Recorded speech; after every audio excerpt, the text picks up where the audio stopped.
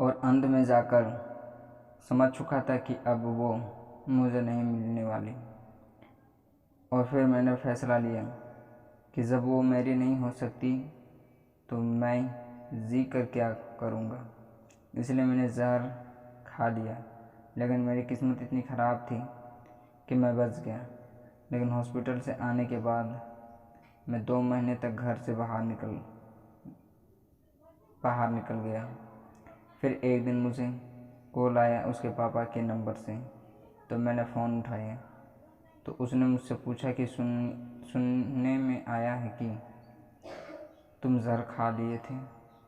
तो मैंने कहा कि हाँ, क्योंकि अब मैं जीना नहीं चाहता।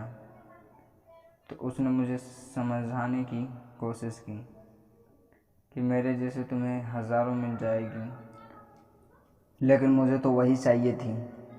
तो मैंने कह दिया कि मुझे पूरी दुनिया में सिर्फ आप ही दिखते हो। तो उसने फ़ोन काट दिया।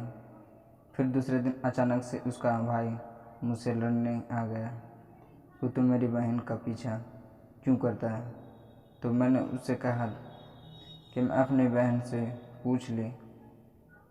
मैंने 2 महीने से उसको देखा तक नहीं।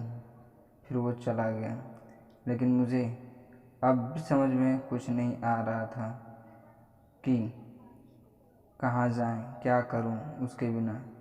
तो मैंने फ़ैसला लिया कि अपने आप को बिज़ी रखूँगा तो मुझे उसकी याद नहीं आएगी। तो मेरी करियर तो पहले ही ख़त्म हो गई थी।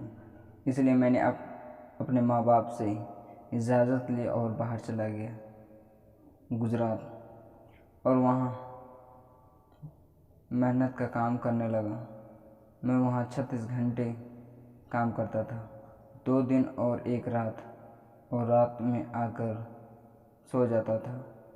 ऐसे में मुझे उसकी याद नहीं आती थी। फिर लगभग 2 महीने बाद मेरे एक दोस्त का फ़ोन आया और उसने बताया कि वो जिससे बात करती थी उसके बारे में पता चल गया है। मैं तो हमेशा ही सोचता था कि वो किसी से प्यार नहीं करती और वो मुझसे पीछा छुड़ाने के लिए ऐसा कहती रहती थी कि वो किसी और से बात करती है और नाम पूछने पर नहीं बताती थी। लेकिन जब नाम सुना तो वो मेरा ही खास दोस्त निकला।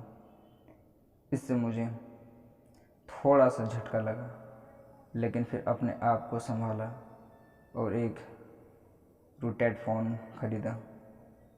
वैसे मेरा दिमाग बहुत तेज़ था तो मुझे हैकिंग भी आती थी। तो मैं रूटेड फ़ोन ख़रीद कर आ गया वापस अपने घर, और मैंने अपने दोस्त का नंबर को ट्रैक करना चालू कर दिया।